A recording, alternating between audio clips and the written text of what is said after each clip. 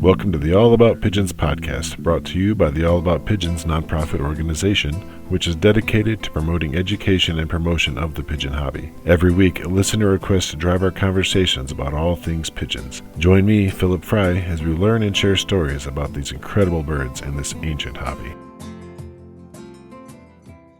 Today we're going to be learning all about the American Racing Pigeon Union with the Executive Director, Lauren Gandara. So, Lauren, thanks so much for coming on and talking with us today. Yes, thank you for having me. So, for those who don't know, can you give us a little bit of history on how the A.R.P.U got started?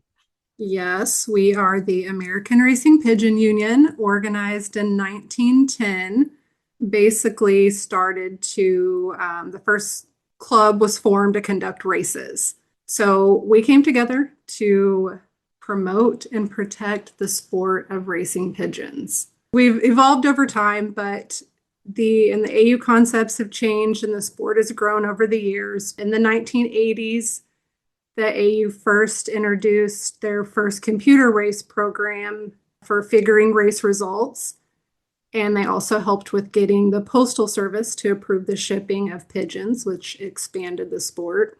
And also in the 1990s, the AU developed a uniform set of national race rules to be used by AU clubs. So basically, we act as an umbrella that allows all the clubs to compete against each other since we all go by the same race rules. But yeah, we're here to promote the sport of pigeon racing. Was it always set up to be a combine for all the different clubs to work together under?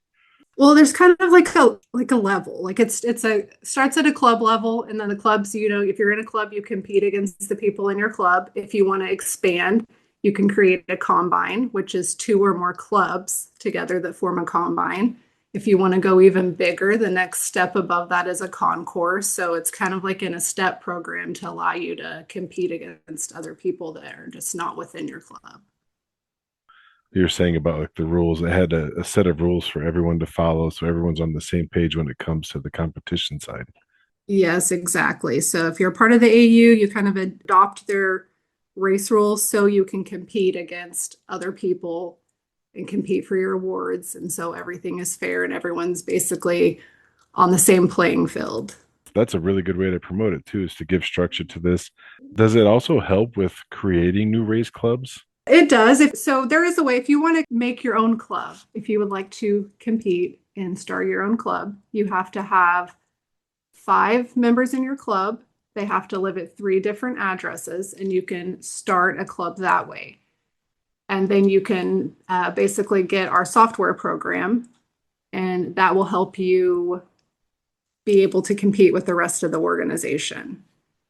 And how that kind of works is everyone uses a clocking system. They use we call it eWinSpeed. It's our software program. Everyone uploads their results to that software program.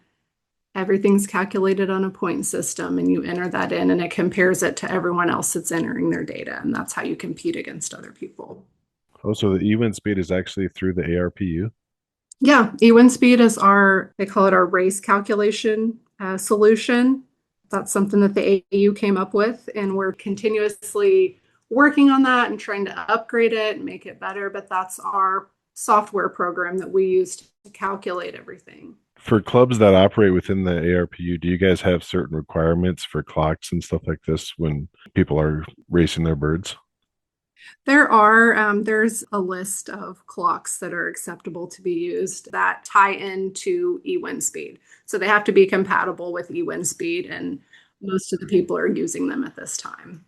Makes it easy. There's not just one type of racing clock. It seems like you guys are flexible with that, so that's nice. Yeah, we are, because there's some older clocks, and sometimes the clocks can be a little bit expensive. So if you're using a clock, they're still compatible with our program, and we try to keep it updated and on our end, so the members are able to use some of their older clocks. We try to make everything compatible to not cause any type of hardship on them.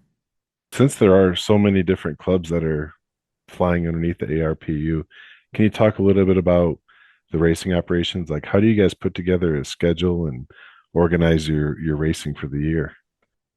So basically, we act as just kind of like like I mentioned, like an umbrella guide for the clubs. They organize their own racing schedule, and their own events. Usually, young bird racing season is in the fall, and old bird racing season is in the spring.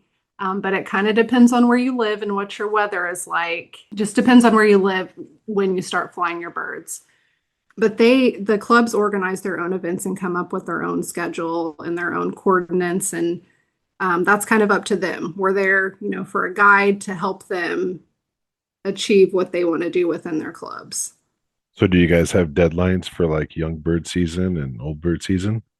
We don't really have a specific deadline per se. We do have some due dates and things that we have to implement because we're working, in an office setting. So all of the clubs are supposed to have all their rosters and all their dues paid and all their information updated by the end of March. But it's not like a set requirement. Some of the northern states don't start flying their old birds until May, while some of them start, in February. So it just kind of depends on where they live. So everybody's sending in this information during the different times of the year. How do the clubs, on all these different combines compete within the A.R.P.U? So if most people are just competing within their own individual club, that's what I would say the majority of our members are doing.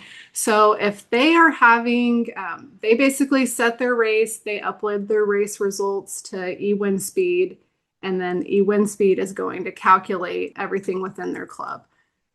It also starts to calculate their awards, and it compares them with other people, and it does that automatically. And you can get online and kind of see how you're doing compared against other clubs. Everything it's an internet-based calculation solution, and you can get online and look at everything basically live. But if they're going to have any type of race or an event or something that they want to let other people know about, or an auction, or they're going to have a meeting or just a get together, they can let us know, and so we'll help them promote it. So we'll send out their event details and schedules in our publications. We'll post it on social media, so we'll help them with that if there's anything they actually want to promote that they're doing within their club, fundraisers, things like that. And there are a lot of different awards listed on the A.R.P.U's website.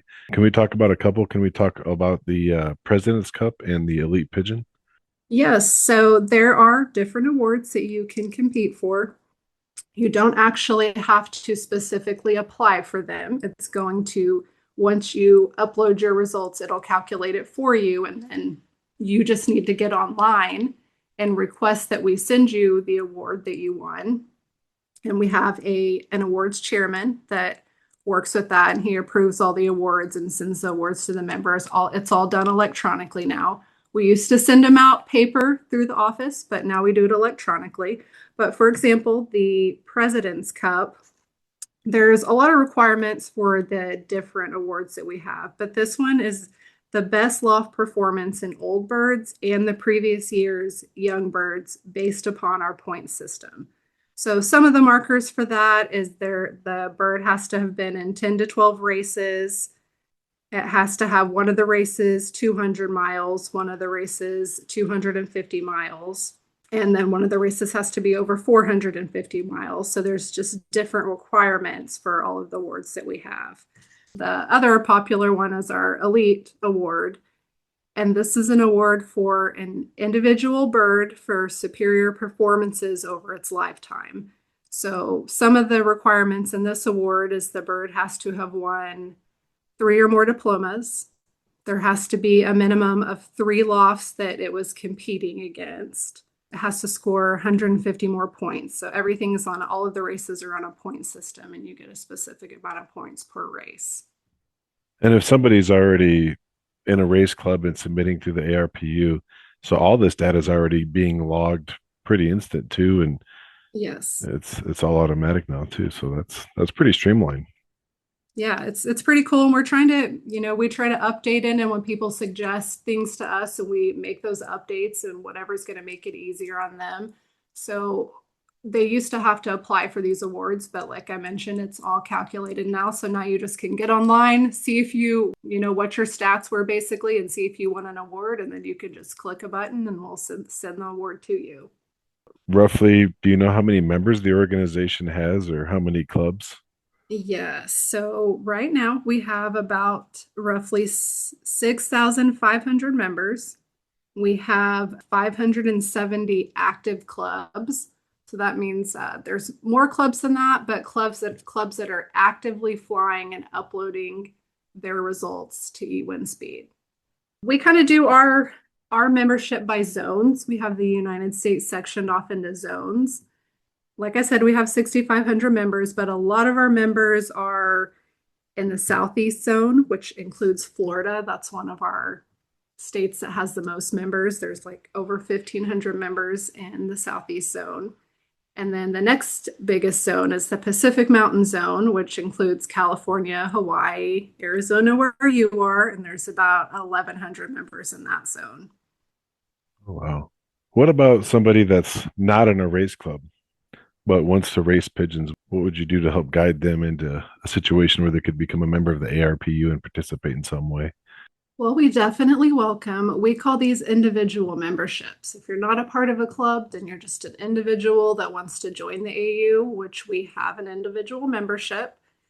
You will still receive all of our publications. We will help you with getting bans for your pigeons. We help people that have any ordinance issues. You still get all the same perks that you would get if you're in a club. You're just not actually racing against anyone else. But should you want to charter your own club, that would be the base for it, is you could join as an individual member and then try to get a few other members to join, and then you could start your club that way. And that's something that the organization could actually help that person do, show them the right way of getting it started. Yep, we can guide them through the whole process, help them sign the right forms, and we can give them information on, how to use eWinSpeed, how to start their clubs. If they have any type of, issues with keeping pigeons, we can help them with all of that. I didn't know it was like that. You guys have 6,500 members. That's really impressive. That's really good to hear that I mean, it sounds like the racing pigeon hobby is doing pretty good, at least in like you're saying, like in the South, for whatever reason, the South areas. What would you say some of the challenges are facing the racing organization, the A.R.P.U, and what are you guys looking at to face these challenges? Well, I would say that some of our challenges are our membership retention. So we're working on some ideas on how to figure out how we can promote the sport. It is an old sport, and there's just a lot of options for hobbies now that there didn't used to be in the past. So we're trying to stay relevant and educate people on pigeons. We also have a new public relations chairman that is on our board, and she's made major efforts to redesign our publication to make that more appealing. And also, she's created a team for social media to reach a broader crowd and kind of reach some of the younger generation and put some stuff out there for them to see so they know about pigeons. But I would say, membership retention is one of our biggest things, and we just have to try to let people know that it's still around. You're still able to keep pigeons. We can help you with that. And we're just trying to help our current members get them some information so they can teach their family and the youth about keeping pigeons. Yeah, I heard somebody say one time that it was somebody had pushed to classify pigeons as poultry so that way they could ship them, but then it kind of turned around and bit them because then it became Mhm. poultry in the backyard, and then that was why a lot of people had HOAs coming down on them. Is there any truth behind that? Have you ever heard that? Yeah, I don't know. I know that, well, they're not classified as poultry now. I'm not sure if they Oh, were okay. in the past, but I think that that is part of why some people have a hard time keeping pigeons, is because their HOAs, or people that don't know much about them, are classifying them as poultry. And then once they find out they're not poultry, they're not, kept for any consuming purposes or, anything like that, that they are able to keep their pigeons because they're not considered poultry. Okay. So you guys actually have material to help people when it comes to educating HOAs on this sort of thing?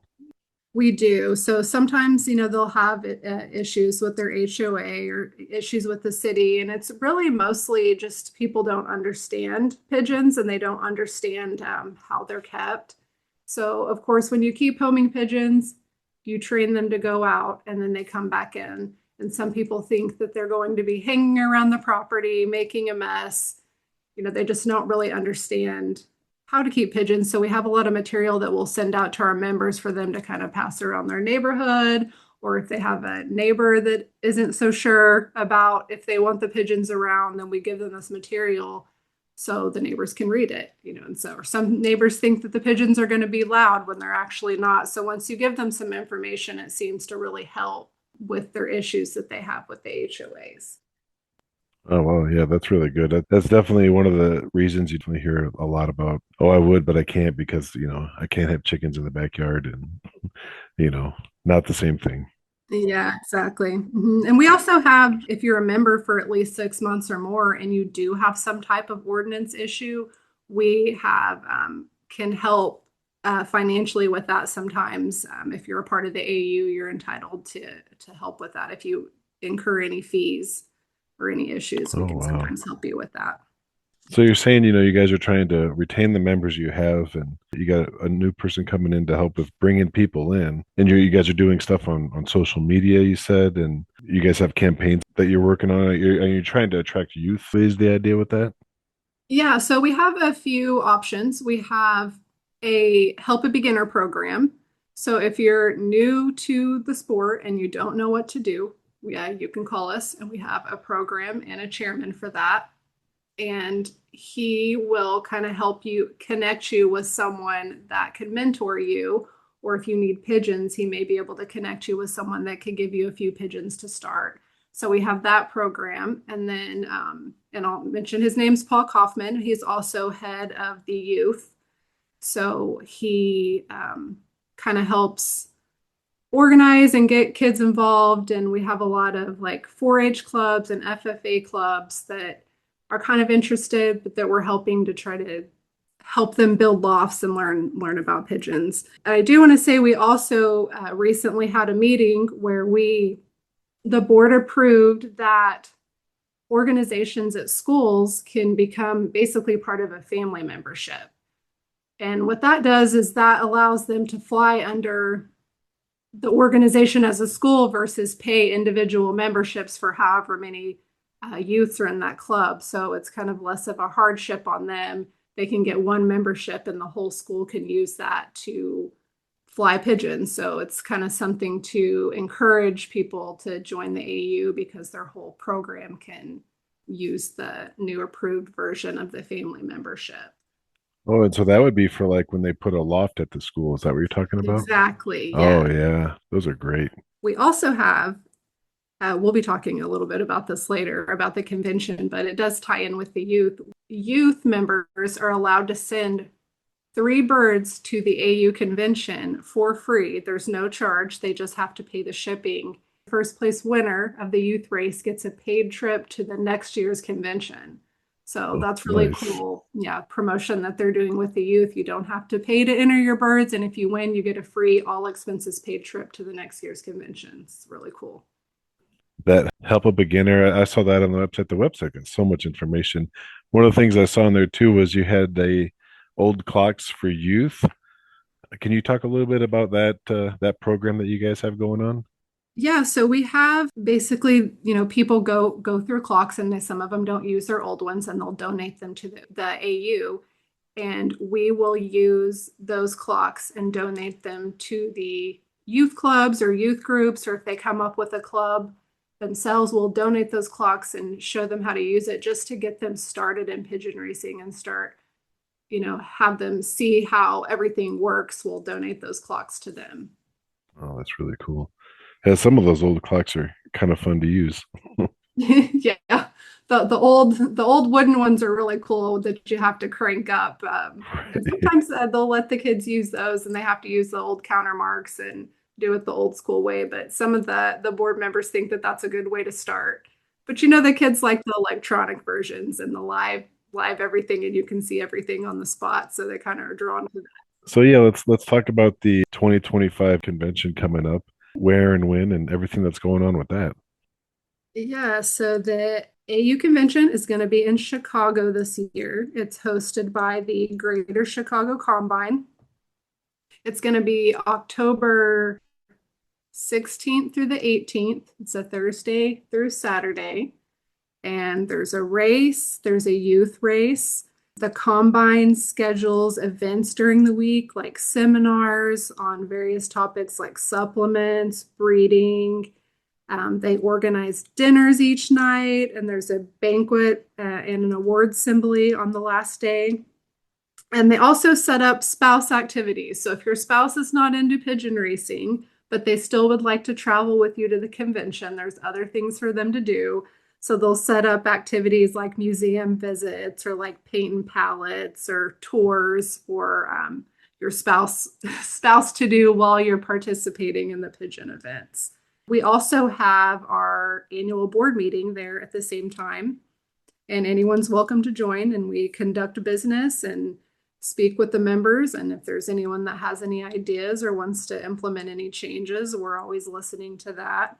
So it's actually a really good time. There's lots of camaraderie and fun and, with like-minded people, and it's a really good time. That's always good when they have those conventions and they have the activity for the spouses too, because then, Yeah, it makes it an easy sell for everybody. it's a lot of fun. And then, and they have the conventions scheduled out a few years. So next year is going to be in Tampa, Florida, December of 2026. And the year after that, it's going to be in Oklahoma, where the AU is. Thank you so much for coming on. And anybody who wants to learn more, their website is full of great information. They have links on there for articles, great stuff on there for beginners, people who are interested in learning about racing in general. That website is pigeon.org, pigeon.org. They have a Facebook, American Racing Pigeon Union, on Facebook as well. So go on there and check them out. Lauren, I want to thank you for coming on and telling us more about the organization and all the good you guys are doing. Thanks so much. Yeah, thank you for having me. Thanks for tuning in to another listener-requested episode of the All About Pigeons podcast. We truly appreciate your support. The soundtrack for the show comes from the pigeon musician Vitel Mizraim. If you have a topic or a guest you'd like to hear more about in future episodes, or if you yourself would like to be a guest and just talk pigeons, please don't hesitate to reach out to us through email at allaboutpigeonspodcast@gmail.com or join our Facebook page, All About Pigeons Podcast, and connect with us there. Don't forget to leave a 5-star review wherever you listen. It supports the pigeon hobby and really helps the show. Remember, together the hobby thrives. Support each other and enjoy your pigeons.